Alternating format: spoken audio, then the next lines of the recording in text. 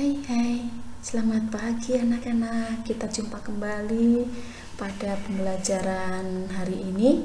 Nah, hari ini kita masih berada di tema 1 subtema 3, hidup rukun di sekolah. Nah, kita akan belajar bahasa Indonesia ya hari ini kita akan belajar tentang kalimat perintah. Nah, sebelumnya mari kita baca bersama cerita berikut ini. Ketika pembelajaran masih tatap muka, Udin dan teman-teman belajar di sekolah. Selain waktu belajar, ada juga waktu istirahat. Waktu istirahat dapat digunakan untuk berbagai hal. Ada yang bermain, ada yang berbincang-bincang atau saling bercanda dengan teman. Nah, Udin dan Beni beristirahat di bawah pohon rindang. Mereka menikmati bekal makanan dari rumah bersama-sama.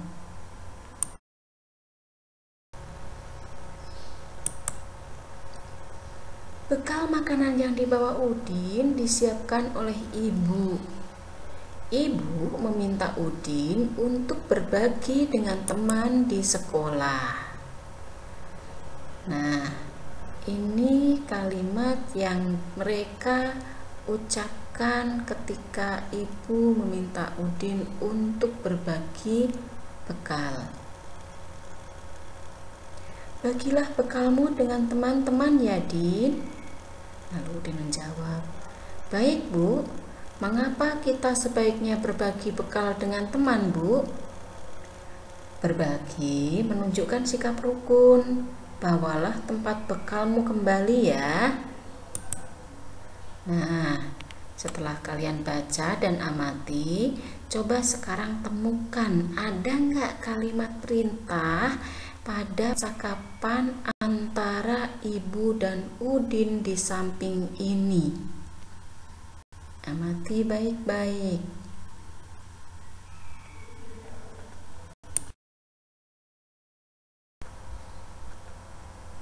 Kita lihat bersama-sama ya. Coba, ada enggak? Oh, ada berapa? Baik, coba kita cari sama-sama dulu. Mana yang pertama? Iya, kalimat yang diucapkan ibu, bagilah bekalmu dengan teman-teman ya, Din. Nah, kalimat ini adalah kalimat yang diucapkan oleh ibu Udin untuk memerintahkan Udin agar berbagi bekal dengan teman-temannya. Masih ada lagi enggak? Mana?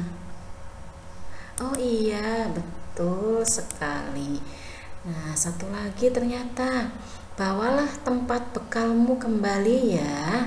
Nah, ini juga kalimat yang diucapkan oleh Ibu Udin. Ibu Udin memerintahkan Udin untuk membawa tempat bekalnya pulang kembali, jangan ditinggal di sekolah. Seperti itu ya.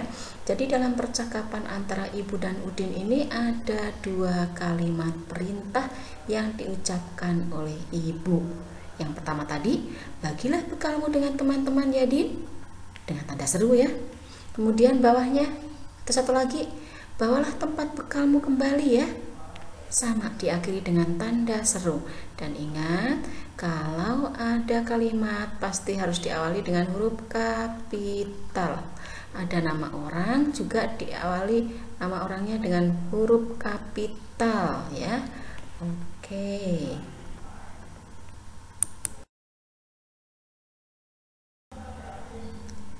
Sekarang kita akan mencoba menjodohkan kata-kata di bagian depan dengan kalimat di bagian belakang nanti supaya menjadi kalimat perintah yang benar.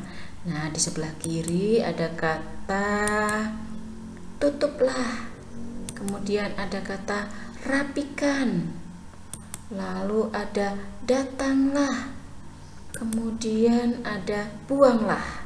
Ada 4 kata di samping kiri, lalu di sebelah kanan ada sepenggal kalimat atau ada potongan kalimat. ya. Yang pertama, sampah pada tempatnya. Kemudian tepat waktu supaya tidak terlambat. Lalu pintu jika kalian keluar rumah. Dan yang terakhir, alat tulismu setelah digunakan. Yuk kita jodohkan mulai dari paling atas yang tutuplah. Tutuplah kita jodohkan dengan mana ya? Coba amati yang tutuplah dengan yang mana. Oh iya, benar. Tutuplah dengan pintu jika kalian keluar rumah. Oke, ya. Tutuplah pintu jika kalian keluar rumah, ya, supaya aman. Kemudian yang kedua, rapikan dengan apa ya? Rapikan, coba rapikan dengan mana? Oke, ya. Rapikan dengan alat tulismu setelah digunakan. Jadi sesudah belajar kalian rapikan alat tulismu ya, supaya mejanya rapi kembali, enak dan nyaman kamarnya ya. Kemudian datanglah, dengan mana datanglah? Oke, betul juga. Datanglah tepat waktu supaya tidak terlambat. Ini kalau kalian udah sekolah tatap muka ya, datang tepat waktu supaya tidak terlambat ya, supaya nggak kesiangan. Oke, nah otomatis nih tinggal satu, buanglah pasti ke sampah pada tempatnya. Buanglah sampah pada tempatnya. Oke, kalian bisa ya menjodohkan kalimat ini ya menjadi sebuah kalimat perintah ya. Oke, ini yang depan ini kata kerja, ini kata yang bisa dilakukan, ini belakangnya diakhiri dengan lah, kan, lah. Nah ini salah satu ciri juga nih ya. Tutuplah, rapikan, datanglah, buanglah. Misalnya kalau mamah minta kalian makan, makanlah ya, seperti itu ya. Oke, kita lanjutkan. Sudah ngerti ya ini ya? Oke.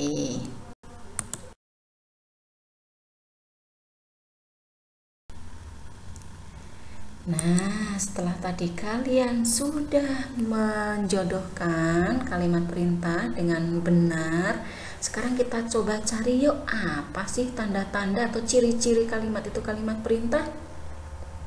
Oke. Kalimat perintah itu sebaiknya diucapkan dengan sopan walaupun kita memerintahkan ya.